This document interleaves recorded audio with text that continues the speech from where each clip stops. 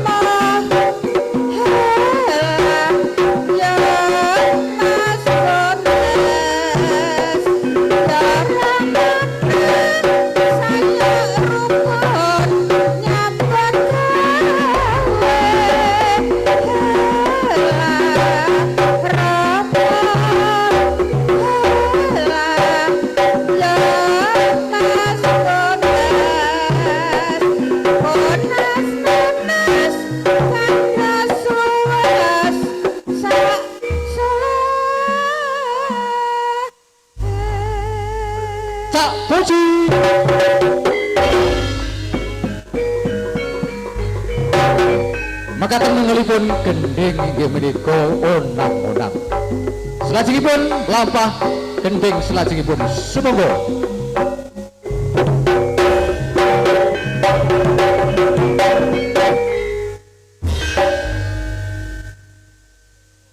Makaten kala wau lumahipun gending onang-onang. Napa ta werdinipun gending onang-onang? Badhe dipunaturaken kadang kula inggih menika Mas Yudi. Monggo Mas Yudi. Nuwun iki dumadhun mawi wekdal sampun kasadiaken dumateng kaum lo.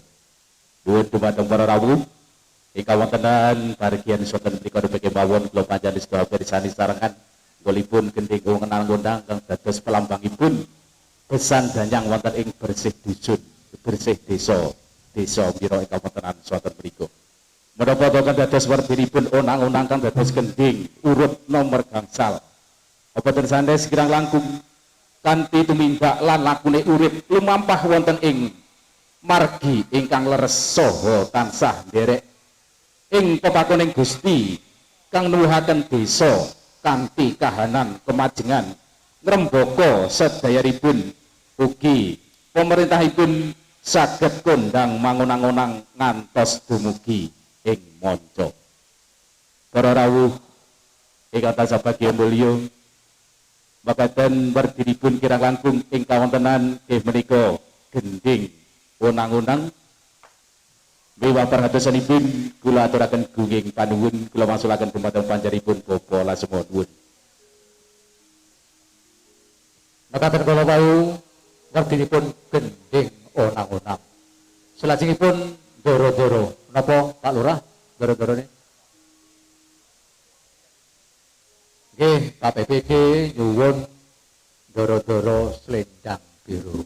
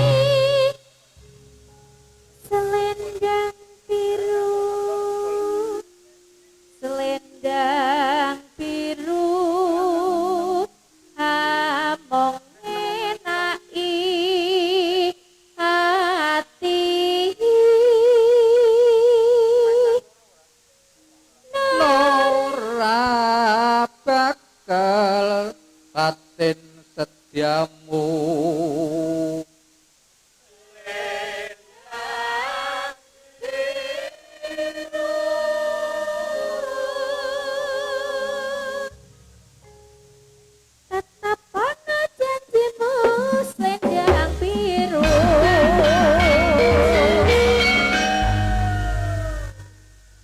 Mekaten kula wau ndoro-ndoro selendang biru salajengipun gending ingkang nomor 6 gendingipun Sekar Gadung Cak Puji.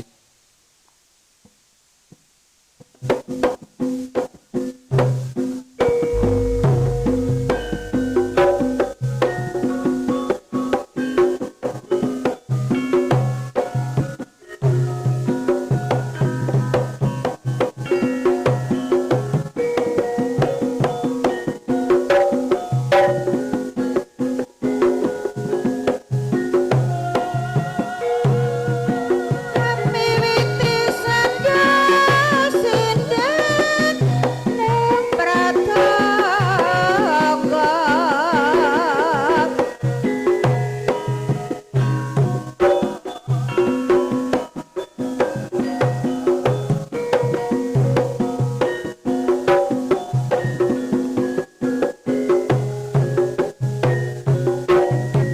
Kawan kuasa yakti hati osada.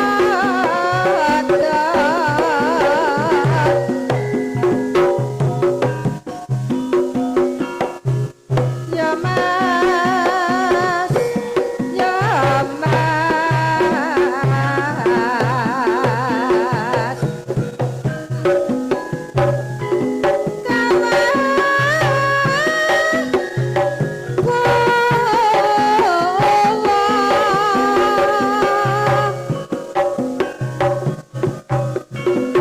kawan kuasa yakti dadi usada.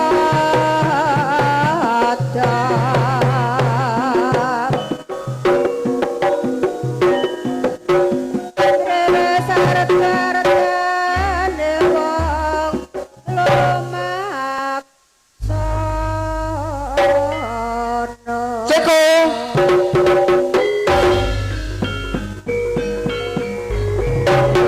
Mekaten kula wau lampahipun gending Sekar Gadung. Injak salajengipun dipun lajengen ing mangke gendingipun ingkang nomor 7 ing mangke.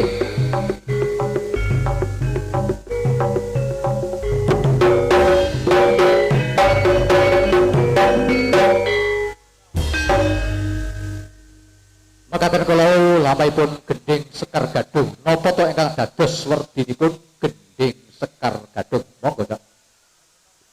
Nuwun iki para rawuh ingkang kadya mulya sebagai mawon sesarengan agari sandi dalam paipun uga lagi pun gending Sekar Gadung kang dados pelambangipun bersih desa Pirawa ing kawontenan Besang Danyang ing kawontenan sonten menika menapa ingkang dados werdinipun gending Sekar Gadung kirang langkung kanthi kondangipun desa kondang keindahanipun kamejaka mejenganipun saha ngrembaka sedayanipun katon indah sulistya ing warna sedaya kalawu boten sanes mawi rekasanipun para leluhur wonten ing pagesangan ingkang sampun pikantuk kamulyan punika kita tansah eling lan waspada tansah nyuwun pangestunipun para leluhur saha donganipun para bebrayan agung para bapak para rawuh ingkang tansah bagya mulya menika ingkang dados werdinipun kirang langkungipun werdinipun saking gending Sekar Gadung bila salajengipun kula wangsulaken dumateng panjenenganipun Bapa lan semoga Mekaten kula wau werdinipun gending Sekar Gadung salajengipun doro-doro monggo nyemanggaken daranipun napa Konco tani, Pak. Konco tani. kanca tani Cak Puji. Nggih, langsung mawon.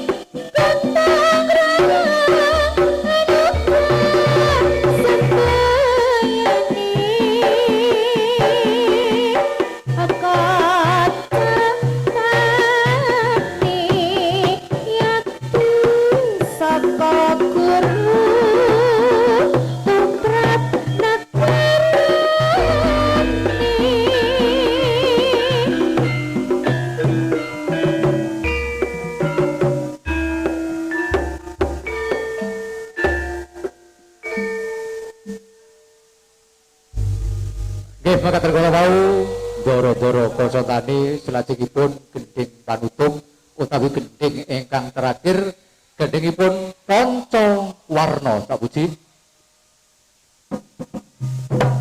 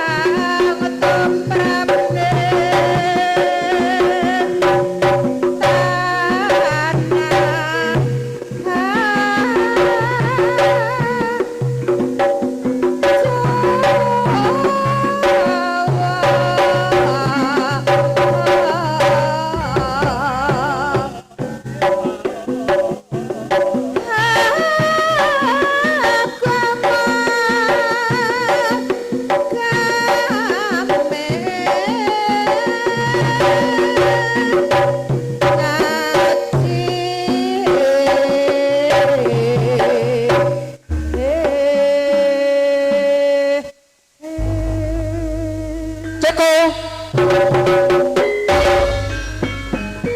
mekaten kula wau ingkang gending kang nomor 7 gending terakhir napa ta ing mangke werdipun ing kanca warna monggo maju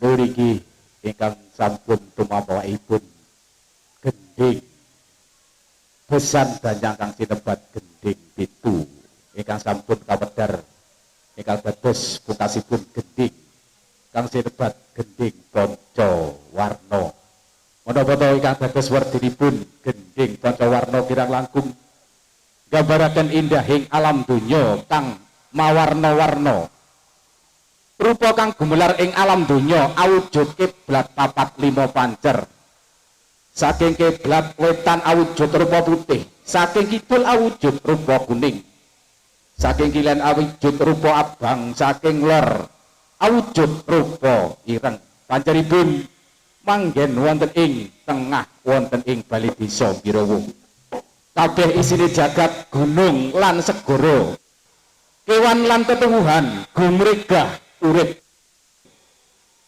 kabeh isine jagat iku sampurna paring rahayu marang sabangsa aja lali marang kang nitahake kabeh endah dadi kepadang kedah manunggal lan tumata senajan mawarna-warna mugi tansah pikantuk berkah rahayu kang pinanggih dumateng para rawuh ingkang tansah kebak bagya mulya mekaten kula sedaya lelampahipun gending kang dados pelambangipun gending besan danyang ing kawontenan bersih desa Birawa pramila ngriki kula ingkang piniji maosaken werdinipun gending besan danyang kang sinebat gending pitu nglenggana kathah kekirangan kekilafan pramila ambek bilih cepet-cepet ngatur kawula tuna tunggapipun pangandikan kirang jangkepipun tata krami miwah subasita purwa wadya wusane ngatur kawula kala mawantu-wantu nyuwun lumunturipun samudra pangarsami kula pangkasi nuwun kawula nuwun sumangga makaten kula wau lampahipun gending sakral gending setunggal ngantos paripurna gending pitu ing mriki mbok bilih kula sebagai pemandu acara ugi cak samuji ingkang ngayahi kewajiban ugi Mas Yudi wonten kalepatan lan kekurangan mungkin panjenengan sedaya ing mriki kula minangka dados sesulihipun sedaya nyuwun lumunturing pangapunten ingkang agung dumateng Bapak Ibu hadirin ingkang kita hormati sak puji ditutup ganjur diluahi kok diterusne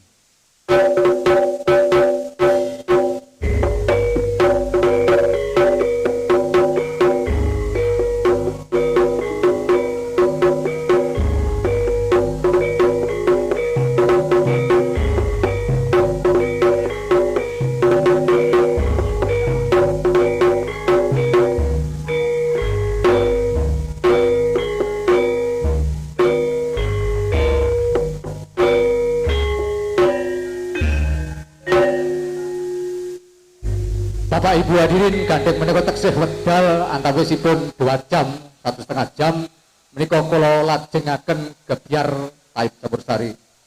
Bapak Ibu hadirin kula ngaturaken sugeng siang sugeng rawuh sugeng pepanggihan gebyaring Taib Campursari Jawa Timur.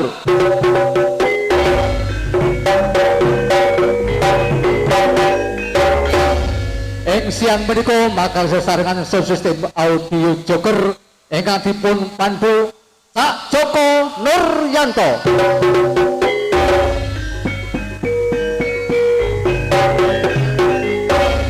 Dipun iringi kerawitan Malang Raya dipun pandu inggih menika Mas A.M. Swargi Bapak Puji dipun dukung pengendang kondang Jawa Timur Malang Blitar Tengger Pak Puji Asmoro.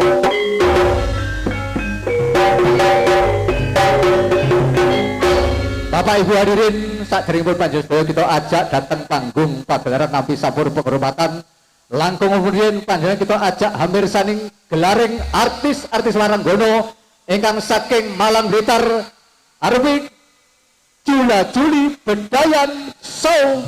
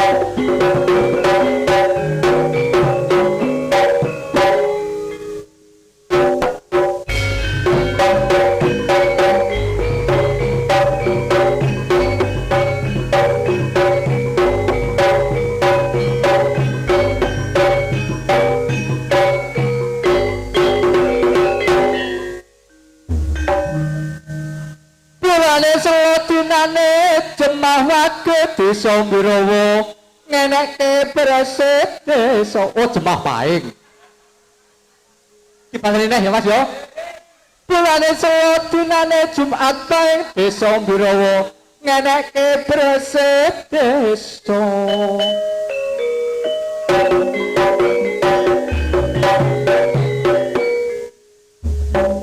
tujuane ngilangne Sukerta supaya masyarakat desa Birawa ayam tentrem lan bahagia mulya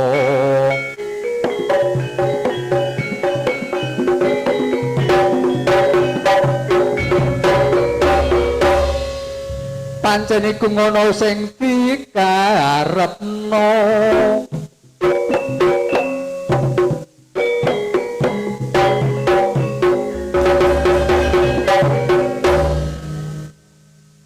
menyang Bali numpak sepur ayo jula-juli Jawa Timur